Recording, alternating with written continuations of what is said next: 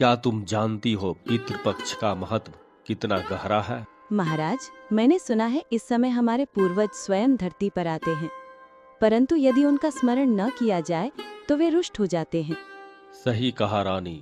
कहते हैं कि अगर श्राद्ध न किया जाए तो पूर्वज आशीर्वाद नहीं देते, बल्कि श्राप बनकर लौटते हैं। तो महाराज, कृपया मुझे ये रहस्य विस्तार से सुनाइए।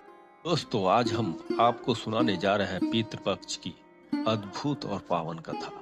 यह कथा केवल सुनने मात्र से ही मनुष्य के जीवन के पाप नष्ट हो जाते हैं और पितृदोष समाप्त हो जाता है।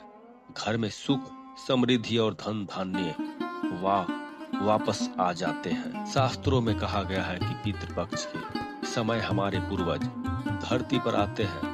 जब हम उनका विधि पूर्वक स्मरण करते हैं, तर्पण करते हैं, तो वे प्रसन्न होकर आशीर्वाद देते हैं। लेकिन यदि उन्हें भुला दिया जाए तो उनका असंतोष परिवार में दुख और विघन बढ़ा देता है। इसी महत्व को समझाने के लिए भगवान श्री कृष्ण ने अपने वाहन गरुड़ जी को एक अद्भुत कथा सुनाई।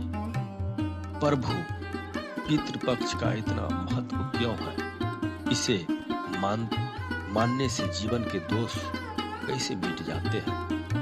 गरुड़, इसका रहस्य शब्दों में नहीं समा सकता। इसे समझने के लिए मैं तुम्हें एक प्राचीन कथा सुनाता हूँ। बहुत समय पहले रुचि नामक राजा थे।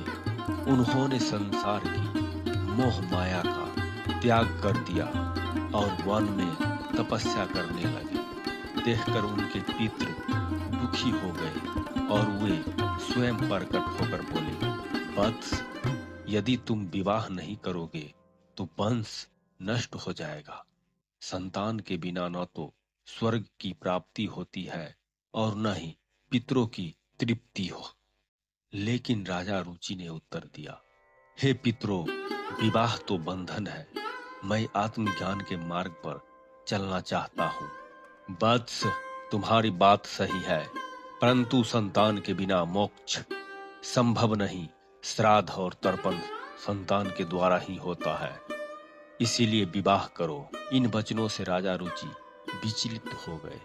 उन्होंने ब्रह्मा जी की घोर तपस्या की। ब्रह्मा जी प्रकट हुए और बोले, वत्स, पितरों को प्रसन्न करो, तभी तुम्हें योग्य पत्नी और संतान मिलेगी। राजा रुचि ने पितरों का तर्पण और स्तुति की। उनकी स्तुति से पितृ प्रसन्न हुए और उन्हें उत्तम पत्नी तथा तेजस्वी पुत्र का वरदान दिया। इस प्रकार वंश की वृद्धि हुई और पितरों की आत्मा तृप्त हुई। भगवान श्री कृष्ण ने कहा, हे गरुड़, यही कारण है कि पितृ पक्ष में तर्पण, श्राद्ध, दान और सत्संग करना अत्यंत आवश्यक है। पितरों को प्रसन्न करने के लिए तर्पण करो, ब्राह्मण और गरीबों को भोजन कराओ, कौवे, गाय और कुत्तों को अन्न दो, गंगा स्नान और पिंडदान करो। इन उपायों से पितृ प्रसन्न होकर परिवार को सुख, समृद्धि और आशीर्वाद देते हैं। महाराज, अब मैं समझ गई।